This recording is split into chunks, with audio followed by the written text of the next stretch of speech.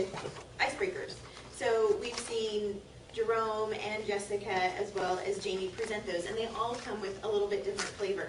And so the one flavor that I definitely saw in Jamie's presentation was her sense of humor, her joy, and her ability to entertain as well as tell stories. So I think that will probably be your strong suit as you move forward through the rest of the manual, and then find other ways to bring in different aspects of speaking.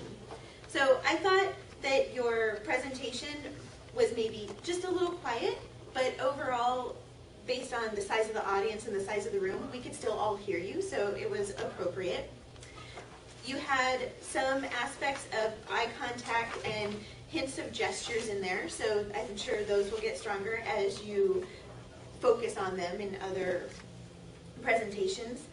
I exceptionally love your opening and your closing. So I liked how you jumped right in there with the story and then tied up your speech with that same story that referenced back to that. So that's really great. Honestly, in the middle, I thought I was getting kind of lost in some stories here and there. But when I thought about it, you were still following through a chronology. You told a story about your grandmother and when you were a little child. Then you talked about your college days and your friendship with Jessica.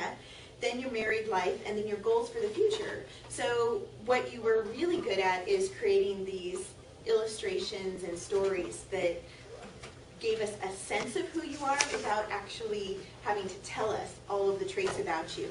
So we were able to understand how focused you are and how goal-oriented and how crafty you were.